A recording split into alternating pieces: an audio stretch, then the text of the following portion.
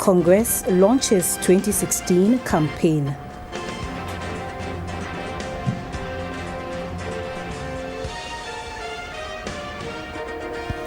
Cashew traders trained on cashew value chain promotion.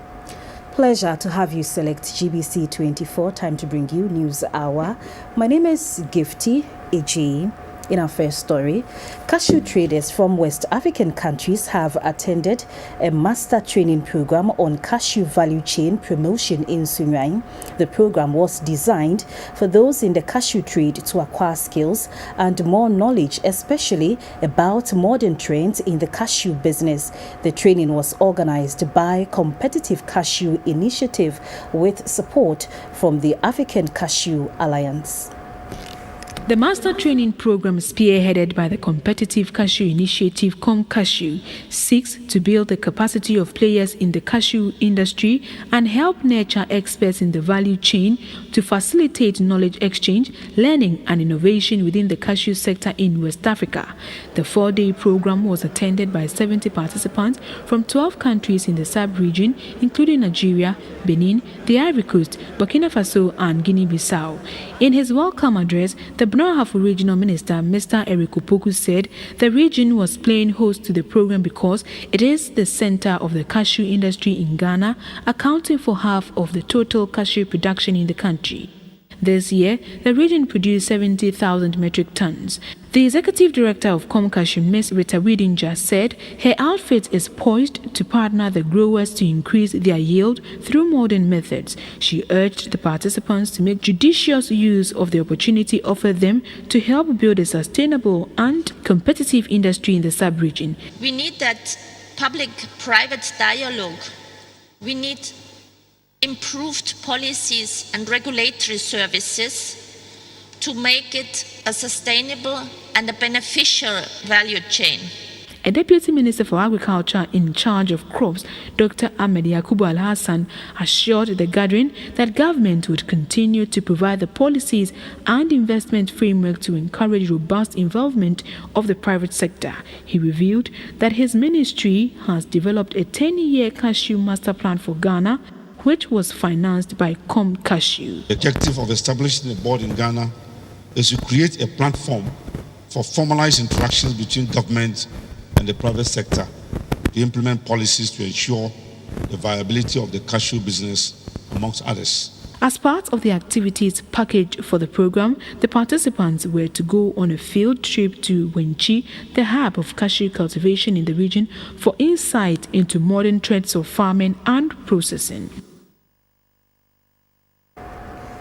It's been a year since the electronic method of collecting TV license in the country started.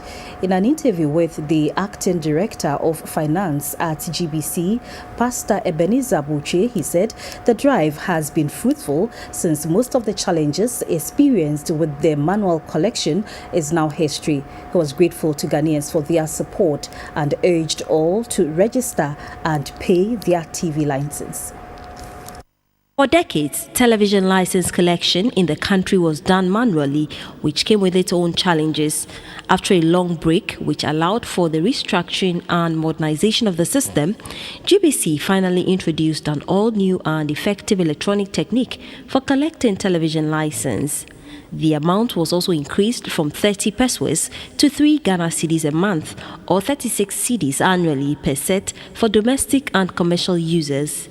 The acting director of finance at GBC, Pastor Ebenezer Buche, said with the e-television license system, fees collected are easily accountable and everybody can easily register and pay anywhere, anytime. https://www.tvlicense.com.gh. Once you go on our website, you should be able to register. If you go on the website, you'll be able to pay online via your Visa card and your MasterCard, meaning that Ghana TV license is gone international. For areas where there are no internet, and for that matter, they will not be able to go on the internet, they can use your phone, and that one will be giving the short codes, that's *718*28#. Now, if somebody wants to arrest you for non-payment TV license, the person will not ask you for a paper. They will just ask you of your phone number and key it into the system. If you have paid, it will come out. Your name and everything will come out. If not, then you have not paid. The Ghana Broadcasting Corporation GBC has so far partnered 20 banks and some telecommunication companies in the country for collection. Pastor Ebenezer Botwe added that more innovative ways for collection of TV license fee will be introduced soon. Very soon, agents are going to roll out across the country. We're also going to roll out other agencies with institutions that have payment platform. We are coming down as low as paying your TV license to the mobile agents. Wherever, you can go for mobile money. In case you don't have a mobile wallet, you can just walk to a mobile agent and pay your TV license and receive your prompts. He urged those who have not yet paid their television license to do so. Away from that story, the Apostolic Faith Mission International at Odoko has presented assorted items valued at about 14,000 Ghana cedis to the Accra Psychiatric Hospital. The Covenant Keepers Group, a youth wing of the same church, also made a cash donation of 1,000 Ghana cedis to the hospital. The presentation was done at the church premises at Odoko in Accra. The church says the gesture is part of its service to humanity. The Accra Psychiatric Hospital does not have enough funds to cater for its inmates and has for some time now been calling on Ghanaians and corporate bodies to come to their aid. In response to this call, the Apostolic Faith Mission International took it as their yearly responsibility to help the inmates of the hospital. The items presented included bags of rice, bottles of cooking oil and cartons of soap. The resident pastor of the church, Reverend Augustus Dakwa, presented the items to the officials of Accra Psychiatric Hospital. The director of the Accra Psychiatric Hospital, Dr. Pinaman A. Apau, was grateful and promised that the hospital administration would use the cash and items presented for the intended purpose.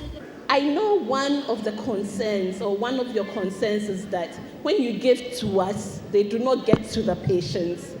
But we stand here and we promise you that these are going to get to the patients and we will use them for them, just as you've given them to us. And we pray that whatever you have lost by giving to the patients of Accra Psychiatric Hospital, we pray that the Lord Himself will give back to you a millionfold.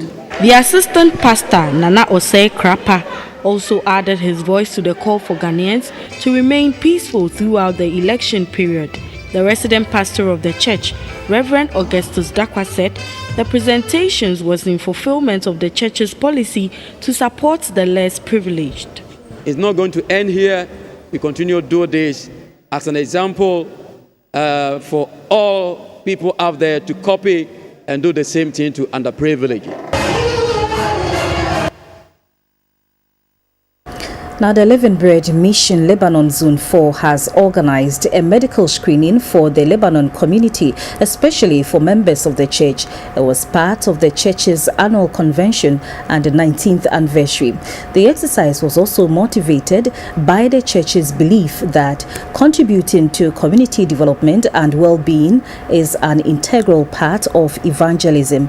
The church says the medical outreach is to complement the spiritual needs of the people by helping them to know what is happening within the physical body. The theme for this year's convention of the Living Bread Mission is Principles of Healthy Church Growth.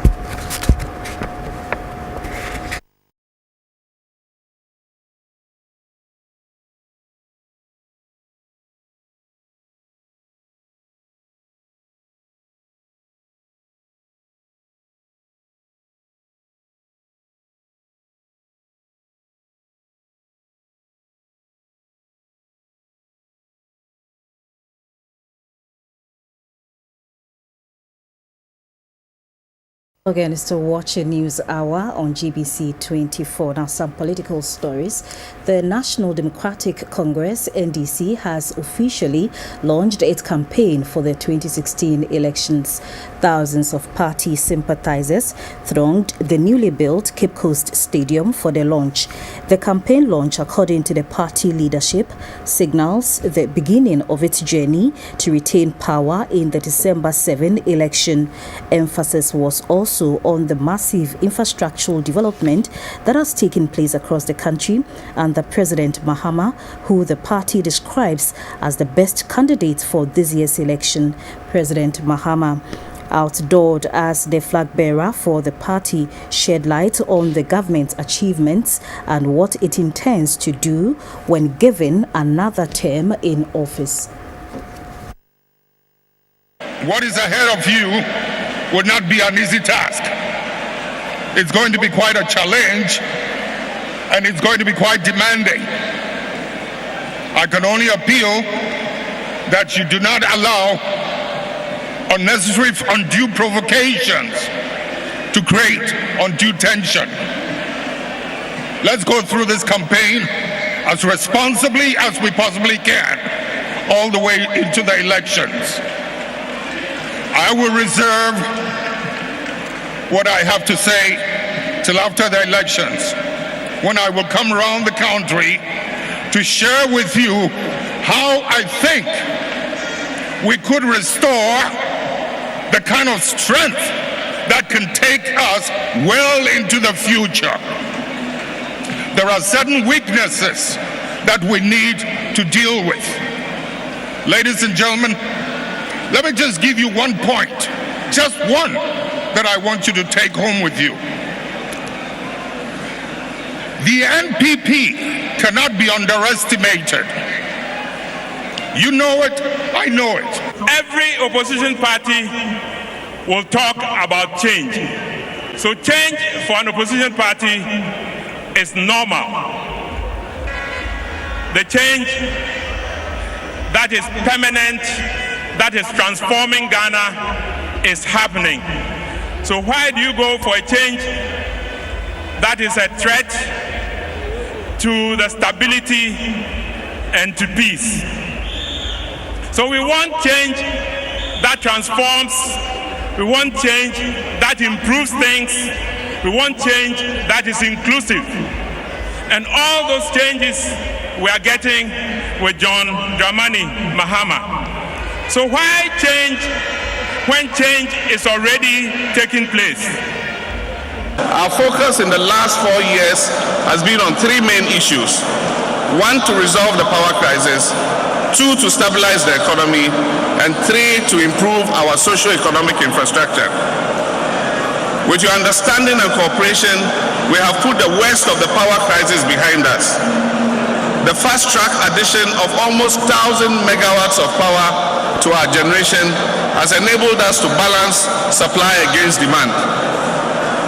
While we have done a lot in resolving the crisis, a lot more remains to be done to ensure sustainability, as we found out recently with the delay in the delivery of a parcel of light crude oil in June from Nigeria due to militant activity. Ladies and gentlemen, I'm committed to making Ghana not only energy sufficient, but to making Ghana become the hub for power supply in the whole of the West African sub-region. On this note, I declare the national campaign and parliamentary campaign for the year 2016 duly launched. I also declare the National Campaign Task Force duly commissioned. Thank you very much. God bless us all.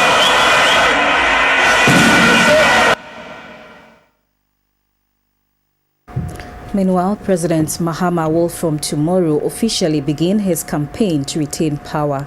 The campaign will start from the Western region, where President Mahama is expected to visit 16 constituencies. Those constituencies will include Amenfi Central, Amenfi East, Pristia, Hwini Valley, Takwa, Elemble, Jomoro and Ahanta West.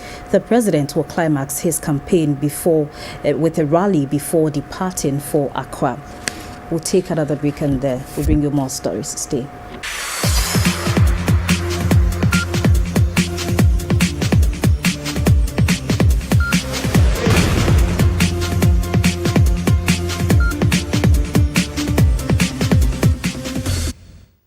In sports, more than 200 athletes have participated in the JNPC Ghana Fastest Human for the Greater Accra Zone in Accra. 8 athletes booked their places for the grand finale, scheduled for September 10 in Kumasi. Team for the 4th edition of the Ghana Fastest Human organized competitions to scout for athletes in the Greater Accra Zone. The event attracted sprint talents from the Volta, Eastern and Greater Accra regions. Athletes, both male and female, competed in the under 13, 15, 18 and senior divisions. The highlight of the event was the 100-meter heat finals for the senior divisions. In the women's category, Ida Mensah from the University of Ghana came tops. For the men's division, Paul Joseph Amwa from KNUST pulled off a major upset, beating bitter rivals Desmond Ayi and defending champion Shadrach Opoku. Both winners were delighted with their triumph. This came by surprise, but I made it. I just told myself I have to calm down and psych myself that I can do this. And I beat those beside me. They were the best.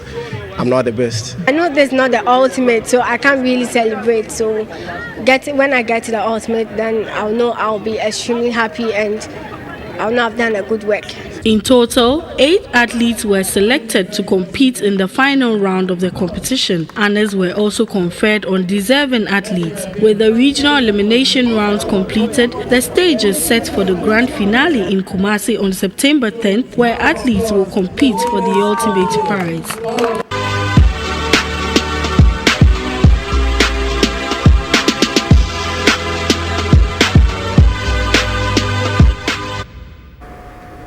In entertainment, the much-awaited comedy show Calibos Meet Emanuela and Mark Angel comedy finally came to pass at the Efwa Sutherland Park in Accra. The show was organized to bring together the two groups whose comedy videos have become very popular. The curtain raiser for the show was a performance by some up-and-coming hip life artists, including Bobby Brown and Chris White.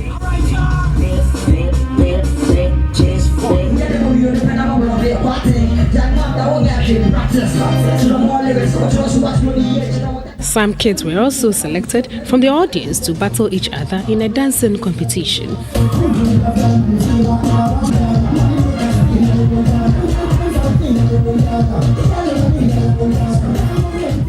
Then came the talented K stars Tutu Lapatu and Awal, who also entertained the crowd.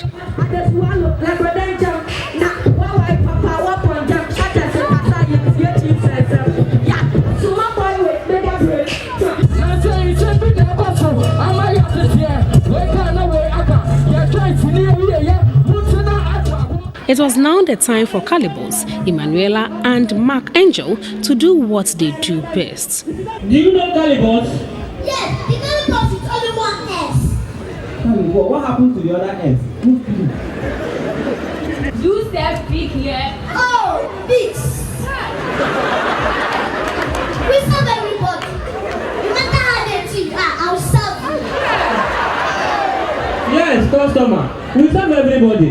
Even most of our customers here are pigs. And all these people that are pigs. Now so. Next year.